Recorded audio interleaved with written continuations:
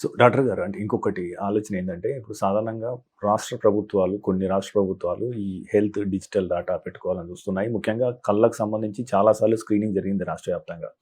అదే రకంగా ఫైలేరియా కావచ్చు, ఇంకొన్ని వ్యాధులకు సంబంధించి ఒక డేటా ఎంతో కొంత ఆల్మోస్ట్ 90%, 95% జరిగింది. సో ఈ కిడ్నీకి సంబంధించి కూడా మీరేమన్నా అంటే ఇలాంటి టెస్టులు లేదా ఇలాంటి స్క్రీనింగ్ రాష్ట్ర వ్యాప్తంగా చేస్తే మనం ప్రారంభంలో గుర్తించడం ద్వారా లేదా ఆరోగ్యం సూచికను మనం మెరుగుపరచవచ్చు అని సూచిస్తారా? ఇప్పుడే మేము చేసేది ఆ ప్రాజెక్టే అది. We're doing nothing on small investigation, 3 investigations, మూడే ఇన్వెస్టిగేషన్ చేస్తున్నాం. ఒకటి బ్లడ్ షుగర్, ఒకటి సీరం క్రియాటినిన్, ఒకటి urine examination and BP monitoring. These are the 4 parameters based on the history. తన దగ్గర ఇంకేదైనా జబ్బులు ఉన్నాయా, ఈ 4 పారామీటర్లోనే నేను కిడ్నీ జబ్బులు గుర్తుపట్టడానికి ట్రై చేస్తాను. ఇంతకన్నా ఎక్కువ అవసరం ఉంటుందని నేను అనుకోను. We're looking at kidney failures. మనం చూస్తున్నాము అంటే కిడ్నీ ఫెయిల్యూర్స్ అనేటివి కానీ, ఎస్పెషలీ రిస్క్ పాపులేషన్ ఏంటి, పేషెంట్స్ బీపీ ఉన్నవాళ్ళు, షుగర్ ఉన్నవాళ్ళు, వీళ్ళు రిస్క్ పాపులేషన్. ఈ రిస్క్ పాపులేషన్లో క్రియాటినిన్, బ్లడ్ షుగర్ కంట్రోల్లో లేకపోవడం, లేకపోతే ఈ యూరిన్లో ఎక్కువగా ఈ ప్రోటీన్ అనేది పోవడం అనేది రిస్క్ పాపులేషన్ కిందనే వస్తుంది. సో వాళ్ళని గుర్తించడానికి ట్రై చేస్తాం. ఇది కిడ్నీ విషయంగా మాత్రమే. మిగతా అన్నీ కుదరకపోవచ్చు, ఈ కిడ్నీ విషయంగా మాత్రమే. సో ఎప్పుడు కానీ ఇలా పబ్లిక్ హెల్త్ మెజర్ చేసినప్పుడు the costing should become very very small, the output should be better. At least మనకు ఇక్కడ ఏంటంటే ఒకరిని గుర్తించడం కన్నా వారితో పాటు ఉన్న మిగతా 98 మందికి ఈ అవేర్నెస్ క్రియేట్ చేయడం అనేది important. My whole project doesn't mean that నేను 100లో ఇద్దరిని నేను పట్టుకుంటున్నాను అనేది కాదు. No, that's anyway. ఈ రోజు కాకపోతే రేపు తను వస్తాడు హాస్పిటల్కి. కానీ ఈ 98 మందిలో ఒక అవగాహన అయితే వస్తుంది కదా, ఏమని బాబు ఇది గుర్తించుకోవాలంటే ఇవి చేయించుకోవచ్చు అని. ఈ సంవత్సరం కాకపోతే నెక్స్ట్ ఇయర్ ఇంకోసారి చేయించుకుంటాడు కదా.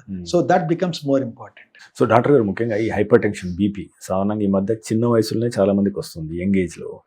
అండ్ వాళ్ళు చాలామంది దాన్ని తక్కువ చేసి చూస్తున్నారు. సో దానికి కిడ్నీ డిసీజులకి ఏంటి సంబంధం? ఒకటి ఇప్పుడు కొత్త ప్రాసెస్ ఒకటి స్టార్ట్ అయిందండి. ఇన్ఫ్యాక్ట్ మనం ఎన్ని రోజులుగా ఇండిపెండెంట్గా ఇండివిజువల్గా చూసాం.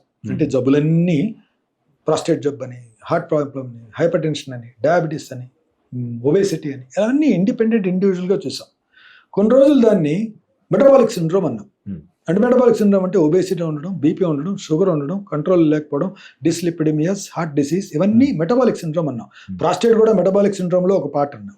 ఇప్పుడు there is something called a process called systemic inflammation. అంటే everything, infections in the body, inflammations in the body, autoimmune problems in the body, stress related problems in the body, systemic diseases like diabetes etc. all produce something called a systemic inflammation inside the body.